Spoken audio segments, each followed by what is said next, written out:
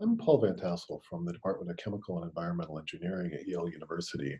And I'm going to share with you today some work I've done with a student of mine, Kevin Moses, entitled Protein Polyelectrolyte Assembly, Influence on Stability. Now, charged polymers or polyelectrolytes show a strong tendency to associate with proteins, and this is mainly due to electrostatic attraction. And as this association is the basis for many technological applications, but in most of these applications, the question often arises, how does the close association between the polyelectrolyte and the protein influence the structure and the function and even the stability of the protein itself? This is the question that we'll mainly be addressing in today's talk. Here are some examples of protein polyelectrolyte assembly. On the left here, I show an example of proteins adsorbed to or embedded in polyelectrolyte-based thin films, such as those formed by layer assembly. In the middle figure, I show some proteins embedded within nanoparticles formed by polyelectrolyte complexation. And on the right-hand side here, I show proteins adsorbed within polyelectrolyte-based gels. And in most of the applications of these types of examples, we're interested in situations where the protein, or excuse me, where the polymer is enabling the protein to function in either locations or under conditions that it couldn't otherwise function. In other words, where the polymer is serving to protect, stabilize, store, deliver, immobilize, or perhaps even separate the protein species. And the key question, again, that we're getting at here is how does this assembly then between the protein and the polyelectrolyte that's so important for many applications, how does this assembly itself impact the ability of the protein to function and the structure and even stability of the protein molecule? The literature is very divided on this question. There turns out to be many cases where polyelectrolyte assembly does indeed improve protein stability, but in other situations where the opposite is true. So let me show you some examples. These are results from differential scanning calorimetry experiments. This happens to be the protein trypsin. And in these DSC experiments, a temperature range is scanned and a heat capacity is measured, and a heat capacity peak indicates a thermal transition of the protein. And here we see the thermal transition occurs at about 321 Kelvin when the protein is all alone, but that transition occurs at about 328 Kelvin when it's complexed, when it's assembled with the commercially available polyanion Udrigit L100. So this is an example where the polyanion increases the protein's thermal stability. You see it also simplifies the transition too. Here we have really three small transitions being simplified to a single transition. Now here's another set of experiments, also differential scanning calorimetry, where the heat capacity peak for lysozyme is actually shifted to the left when the lysozyme is associated with the polyanion. So this is the case where the polyelectrolyte assembly actually decreases the protein's thermal stability. And it's really true in the literature, if you look much more broadly, that you find many cases where proteins are stabilized, other cases where they're destabilized. So the current state of affairs, I would say, is that polyelectrolyte assembly is a very popular method for protein-based applications, but the polyelectrolyte assembly itself can in some cases enhance, in other cases diminish the stability of the protein. And in all cases, it's not really understood why one versus the other. And so the goal or objective here in this work is to try to develop a molecular understanding of this polyelectrolyte influence on protein stability. And we'll be using two techniques here. We'll use molecular dynamics simulation, and we'll also be employing a simple statistical mechanical model in order to generalize some of our findings. The system we will use is referred to as the GB1 peptide. It's the B1 domain of protein G, which is a very common protein in biology. It contains 16 amino acids with a net charge of -3 under neutral conditions.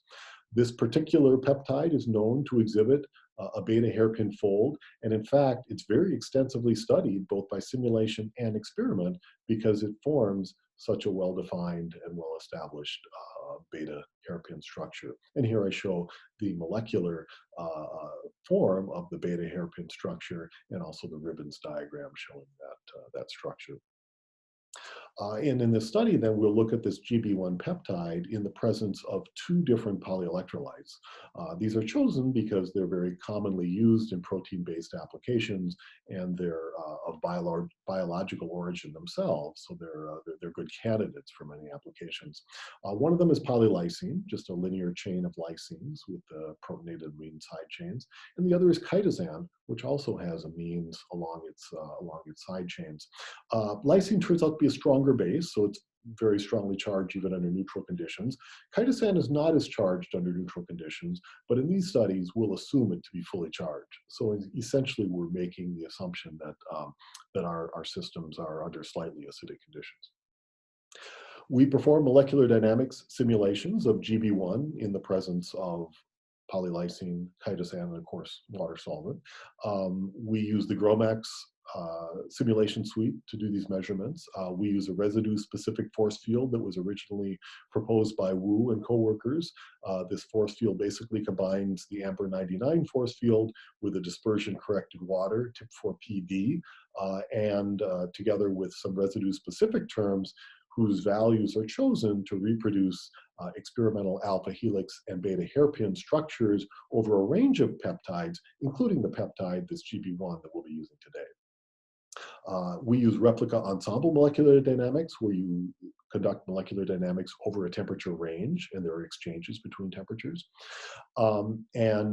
Because we're focused on peptide secondary structure, we use the database of secondary structure of proteins, the so-called DSSP criteria, to categorize the secondary structure of the given amino acids. So let me jump right into some results. This is first simulating just the GB1 peptide, so no polymers, just the peptide.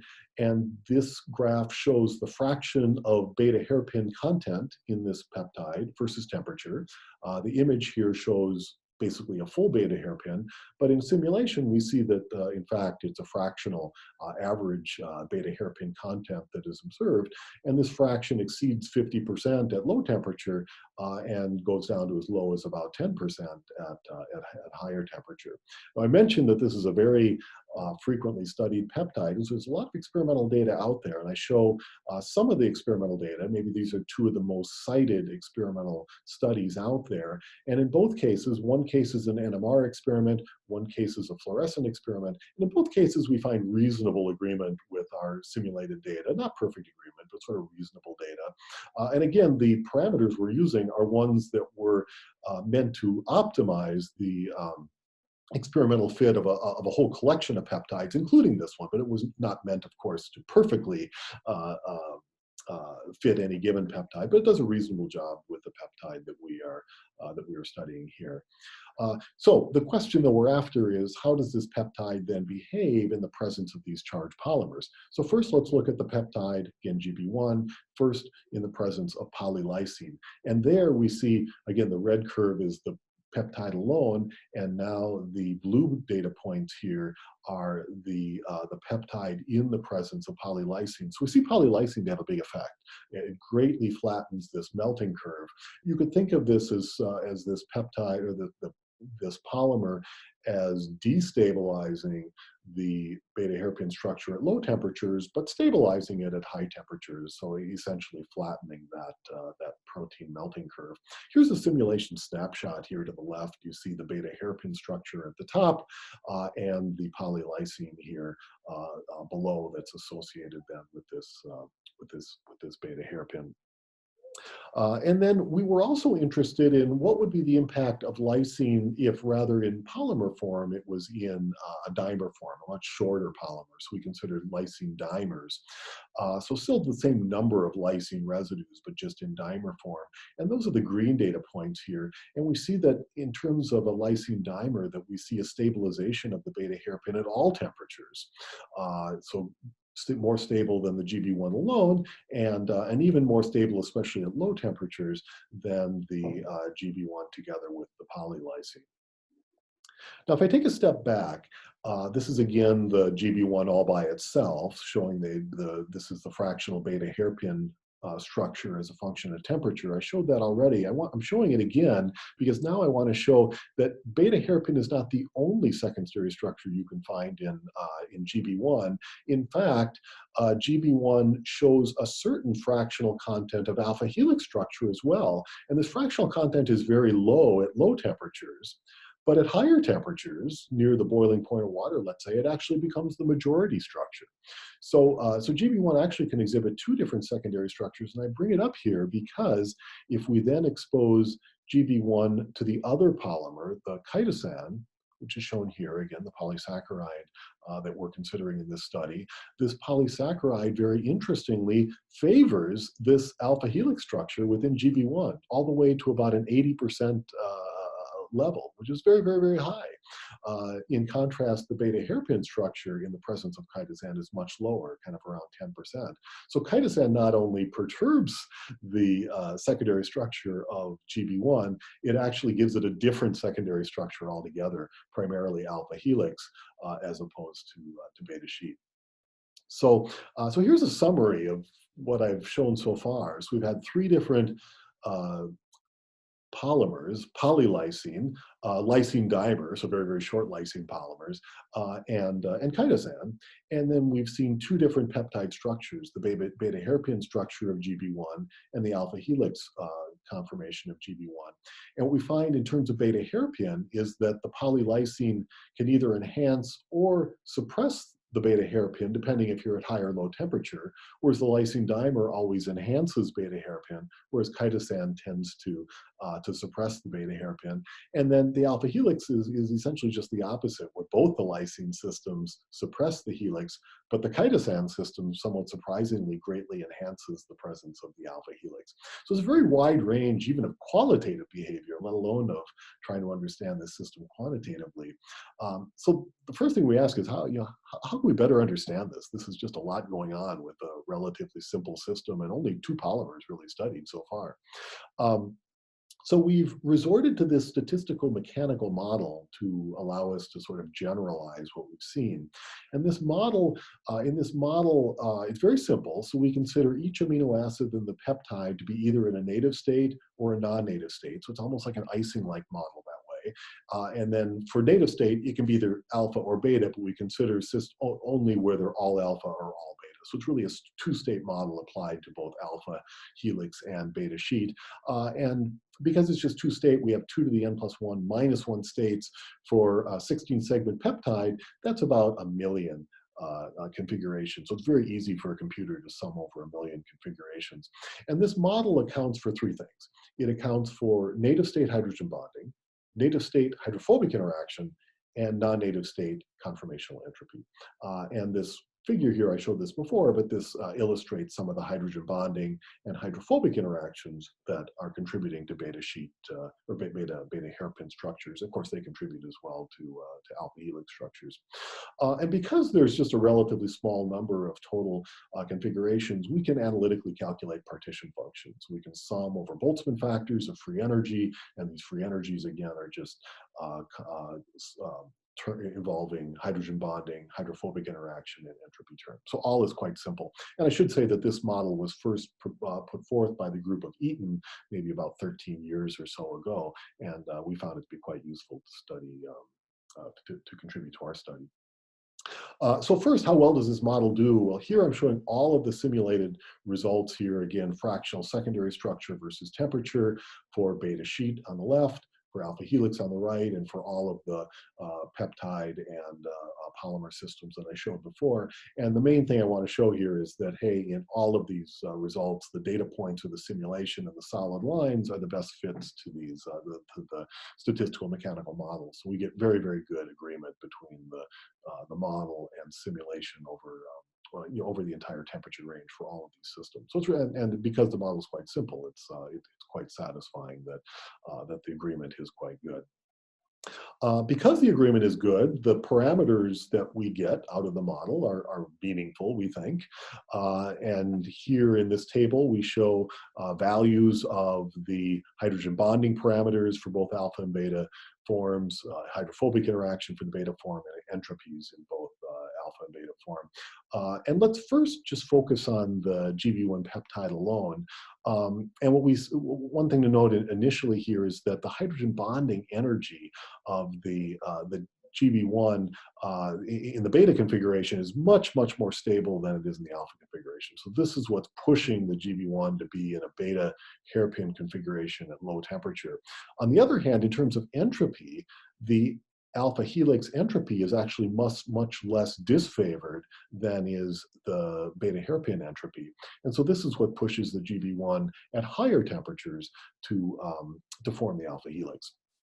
Now, if we add lysine, one of the first things you'd notice is that the hydrophobic interaction, which is actually slightly disfavoring for GB1 alone, becomes much more energetically favored in both polymer and dimer configurations. And if we look at the lysine dimer, the hydrogen bonding energy of the beta configuration is very, very stable compared to the same simulation without the polymer. And both of these results speak to the fact that the lysine is very hydrophilic, therefore stabilizes bulk water, and that this serves to enhance energetically the beta hairpin structure. Now, interestingly, the lysine polymer does not enhance the hydrogen bonding energy of the beta configuration. So that's slightly unusual. It doesn't quite fit with this idea of stabilized water. But the way we can explain that is that the lysine polymer is perfectly able to compete with the peptide itself for these intermolecular hydrogen bonds. And I show here, remind you of this simulation snapshot where you see this whole polymer in close proximity to the peptide, and each of the residues in this polymer can compete for those hydrogen bonds. And we think that's what's reducing this hydrogen bonding energy. And so that's effectively suppressing the beta hairpin structure at low temperatures. On the other hand, now chitosan, which also can form hydrogen bonds, even more significantly reduces that beta hairpin hydrogen bonding energy. And again, this is probably due to very strong competition for hydrogen bonds with this polymeric chitosan. And it, in fact, brings the energy of the beta sheet to about the same level as the alpha helix hydrogen bond. And because you form more hydrogen bonds in the alpha helix, that will shift the equilibrium to favoring the helix. So let me just you try to even generalize this further. We see really two key polymer properties at play here. That when you add lysine or chitosan or probably any polymer, that one thing you're bringing to the game here is a certain degree of hydrophilicity. So the polymer is hydrophilic, that stabilizes water, and because the unfolding of a peptide involves exposure to water, by stabilizing the water, you stabilize the folded version of the peptide. Another property brought to the table by polymers appears to be its hydrogen bonding ability. And with hydrogen bonding, it's just the opposite.